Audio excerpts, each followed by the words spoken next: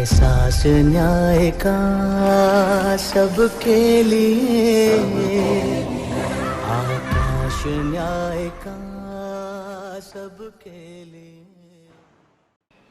Hi, this is Advocate Ivan Sandiman and I have the honor to introduce to you Senior Advocate Shri Sudhin Usgaonkar, who will be speaking on the succession law prevalent in the state of Goa.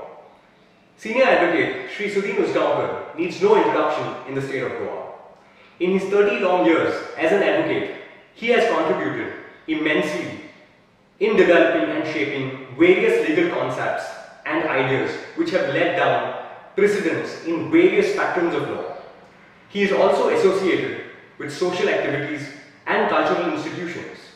So without further ado, I call upon Senior Advocate Shri Sudhin Usgaonkar to present his talk. Hello friends, today we are going to discuss certain aspects of Goan succession law. You will be knowing that we had a Portuguese succession law all this while, and just 4 years back a new succession law was enforced. Substantially, I would say that this new law is old wine in new bottle, same thing. Some anomalies, some wrong things which were there or which are outdated have been removed, and substantially the same character has been kept. Now we face difficulties many times, the lawyers or basically even the people, because there are no case law available, there are no commentaries available, and we have to rely upon few judgments of High Court and all, and there are some confusion. So we will just try to get ourselves acquainted and to see some explanations and answers. I will just start with one aspect of the marriage law which may be connected here, although we are talking of succession law. And you know that under the Goan law, there is a communion of assets. That means when people get married, husband and wife, their properties get divided. So it becomes 50-50%. We know this. Now this is important because later on when we speak of the order of succession, this will be relevant. Now, many times people get confused and feel that when the man dies, the right goes to wife, something like that. But that is not correct. Since I said in the beginning that since husband and wife have got equal half shares, they are called half sharers or moiety sharers. The moment, let us say the husband dies, we are governed by a section called, earlier I am used to the old sections, so please excuse me, corresponding sections are also there, 1969, and that gave an order in this fashion. When that person died, his right first would go to, his right means his 50% right, would go to his children. It's written there, descendants. If he has no descendants, it would go to his ascendants, that means his parents. If there are no parents, then it would go to his siblings, collaterals, and their descendants. And only if there are no siblings, that 50% right would go back to the spouse. So spouse stands in the fourth category if all these three, 1 and 2 categories are not there. Even sometimes the spouse is also dead, then it would go to the other cousins, and finally it would go to state. That's very remote possibility. But this is the order, that first it goes to the descendants, then ascendants, and then siblings. This becomes very important because when there are no wills made and all, the right, people feel that no, my spouse will get it. No, the right travels to the siblings, and then it creates confusion. This happens especially now in this context. I may also add one more line here, that when we dispose of property, we are governed, there are two breaks applied here. We know that there is something called a disposable quota and a non-disposable quota. A disposable quota is that quota, the 50% of a couple or an individual person, which a person can give to anybody, up to 50%. And the remaining 50% which cannot be touched is called non-disposable portion. It's also called a legitimate right of children, you can say. So the word used in the law is called forced heirs. So this half can be given, the other half cannot be given. Now, this is very important because this half right travels, as I said, in the category which I stated below. So when you dispose, first right goes to And one more thing. This break which is applied is only if there are descendants and ascendants. That means if there are no ascendant descendants, people are free.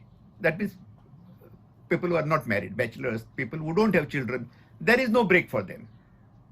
They can dispose. So that is basically for the protection of children, this non-disposable quota. Otherwise, there is no problem. So this line of succession is important in this context. Coming back to one more issue, when we say both husband and wife have got half right, that means law says that no one spouse can dispose of her half share without the consent of other. It is unlike two co-owners. Suppose there are two co-owners, two brothers having half right. They are free to transfer their right, subject to law of preemption. But between a couple, husband and wife, the half right cannot be transferred unless both of them consent. So this is stated in Article 1119 of the Law of Marriage.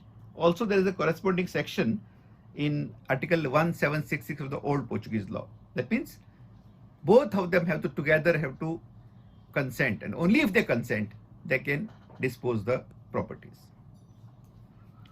Another important aspect where sometimes people get confused is acceptance of the succession and renunciation. What is acceptance and renunciation? Acceptance, normally it happens automatically, but there are certain modes which are prescribed. Suppose you make a deed of succession. Now succession is made by maybe one brother, other may not be aware. Those are different things. Or you accept compensation in land acquisition case, or you put your name in the survey record. That means you are directly or indirectly accepting succession. Now, many times people want to renounce their right, and they try to renounce after this succession is made. Sorry, this is not possible. Acceptance and renunciation are two sides of the same coin. Either you do or this. If anybody wants to renounce, it has to be done first. Once you have accepted the inheritance, it is not possible to renounce. Please note this in mind. Many times mistakes are made, people accept in whichever way, and then they go in for renunciation. This is not permissible. People will, what is the remedy? If someone wants to give up, then he has to make a deed of gift or whatever. But renunciation is not possible once the people have accepted the inheritance. This confusion takes place, so you have to keep this fact in mind. Many times another question is asked, can I renounce partly? I want to renounce in this property and not in that property. Sorry, this is not possible. Because renunciation is not that sense. Renunciation means you are declaring yourself to be not a legal heir, legal, not biological. So in this case, when you declare yourself not as a legal representative, you are neither liable for any liabilities, nor you will get any assets. Both ways it runs. So because of this reason, if you are declaring yourself as not an heir, there is no question of partial renunciation, that I will not renounce from this, I will keep this. So this doesn't happen. So please bear in mind that renunciation is total, it is not partial. Also, there is one more provision. Many times people say, oh, I'll renounce the estate of parents before they die. Not possible. There is a specific provision, Article 2042, which says that renunciation is not possible during the lifetime of your parents. It is only after the death, when the right is about to come to you, then you have got the right to renounce. Another point I will touch here is called right of representation. What is this right of representation? Many times what happens is that the child, suppose a person is a child, and the child dies. That's, for example, or son, okay, he is married and then he dies.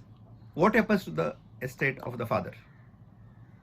Now, normally the line succession should go down on steps, right?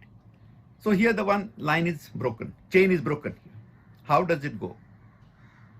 Now there is a provision called right of representation. Because of this provision, it is in Article 1980 old, in the new 63. Because of this law, this it gives us a peck here. From there the right goes and the grandchild gets a right. straight down. Now please bear in mind here, because of this provision, the grandson gets it straight away, but the mother, that is the son, as I said, suppose the son was married, he dies, his wife will not get anything. So I say father, son and grandson. So the son's wife will not get anything, but the father's right, it will go straight down to the grandchild. That is called right of representation. Now, another important aspect is, we know that we can give disposable quota, non-disposable quota, and when the right is of succession is given, and if it is more, suppose you exceed your quota, you give more than half, then our law says that whatever that is given extra is to be reduced. It's called inofficiousness. Suppose you have given 65%, 70%. In the inventory, this is measured. So you are asked to return whatever you received extra so that the balance is struck. This is called inofficiousness. Now this creates problem when the donee who has received the property has sold the property, let's say for a builder or whoever. So the question arises, has he to return the property back? No, the law protects here. There is a specific provision here. It's called Article 1502 under the old law, 119 under the new law, which says that when there is a transfer like this donee and all, you don't have to return the property. He is safe. The person who has taken it from the donee, he is safe. Donee will have to return the excess value which he received to his siblings, other brothers. So only the value is to be given, that also by the person, the donee who has received extra, and the person who has received the property is safe. So it's a very good thing. Another point is that inventory. When do we file inventory? Is it necessary in all the cases? Now, people do as a matter of course. Many times people sit across and do a deed of success, deed of partition. Fair enough. Now, this partition is not possible if there is a minor or if there is a person who is of unsound mind. So, inventory is compulsory when there is a minor or there is a person of unsound mind. Otherwise, it is not necessary. You do for the purpose of allotment of shares, for the distribution of estate, that's a different matter. Law says these things. So Article 2064 read with 2012 of the old law. In the new law, it is 366 and 367. When inventory is compulsory or necessary. This is the position. Then, yes, another provision is, yes. One more thing is that when we talk of communion, one principle I will tell, the law says it is the law of the male spouse that governs. Means what? I'll give an illustration. Suppose there is a male Goan and he gets married to a female who is a non-Goan. Now in this scenario, the female, the wife, will share half right with the husband. But converse is not true. That means if the female is Goan and the husband is a non-Goan, then he doesn't get the right, half right in the property of the wife. Why? Because the reason is that the law says the law of the male spouse will decide. And that is Article 1107, which is there in the second volume. Because see, when I say that the law of the male spouse, when I say the female is Goan and the male is, let us, from Maharashtra or Bengal, he will be governed by his law. Unless he has a system of communion there is no communion which will take place. I hope I made myself clear this illustration. So the law of the male spouse is governed, and it's because mechanically many times we say that suppose a Punjabi couple comes, lives in here, then no, both the spouses are required to sign. That is not correct. Basically, this law applies communion only for Goans. So if some outsider comes and resides here, gets married also here, he doesn't get a status of a Goan. So Goan law is not applicable to them. Please note this. Yeah, one more thing. Many times what happens is that the first wife dies and the person gets married for second time. So we make a normal calculation. Half right goes to the wife. Okay. That half right is passed on to her child. The man continues to have half right, 50%. He gets married for the second time.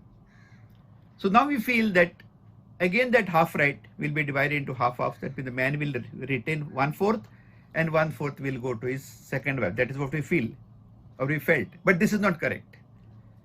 Law says that this second wife will get half of half. So she'll get 1/8 and not 1/4.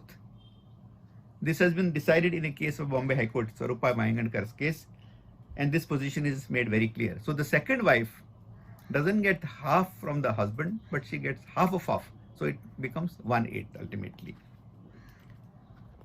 There is another provision.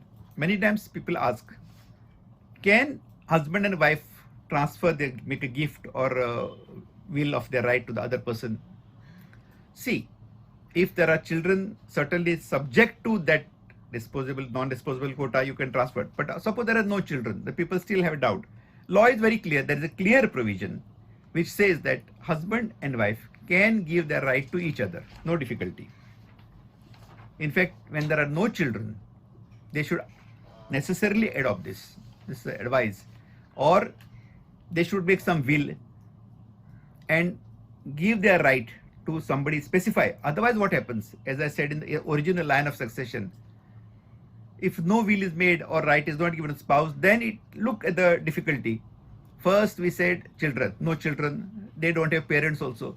Now this right travels to the siblings, it goes out. And from siblings, it goes out and out. Same thing, further trouble with the wife. Suppose some similar thing is done. Because husband and wife are both independent components. So from the wife's right, look at the situation. First, it goes children, she has no children, parents maybe, but it goes to her siblings. So the husband's right travels out and goes to wife's siblings. So it becomes very complicated and chaotic. So care has to be taken by the couple who have no children. Either they should gift or will their right to each other, or they should select a person and make a will so that their right is confined or given to one particular person of their choice, and it is not left in this fashion, and then it creates confusion for all. Before parting, only the last thing I would like to make a mention about the will. Many times people make mention how a will, Govan will, and a will made in the rest of the country. Now, Govan will is made before the registrar. It was called notario. Now it's called special notary. It is recorded in the books of the registrar notary. It is witnessed by 3 people, and then it becomes a public record.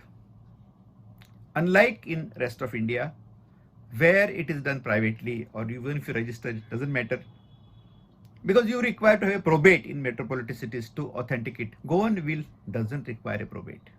It's a very strong document, and one judgment of a division bench of High Court has said that the Govan will is of such a nature, it has got a halo of authenticity. Halo means the glow of authenticity.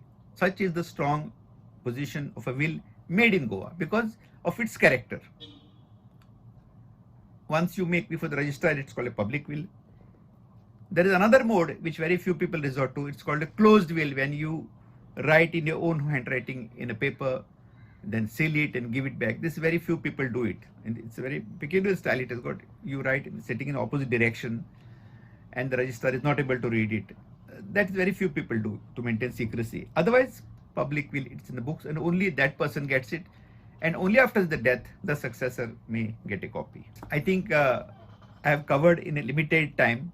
These are the different facets or the finer points which I think will be able to help us in overcome if there's some confusion, some doubts. So this was my endeavor to share my views with you. Thank you very much. Thank you, sir. Thank you for simplifying the often known as complicated laws of succession. And to all the viewers, kindly do like, share and subscribe to this channel. राष्ट्रीय न्यायिक सेवा प्राधिकरण न्यायालयातल्या कारवाई खातीर बरो वकील मेळोवन दिता. वेळार योग्य कायद्या खालची मदत आणि सल्लो दिता लोक अदालत द्वारा चड काळच्या केसीक बेगीन सोपयता. आणि ते बी सामके मोफत. राष्ट्रीय न्यायिक सेवा प्राधिकरण बेस बरो न्याय बेस बरो समाज. अधिक माहिती खातीर लागच्या न्यायालयातल्या न्यायिक सेवा प्राधिकरण कार्यालया लागीं संपर्क करा वा टोल फ्री नंबर 151000 चेर फोन करा.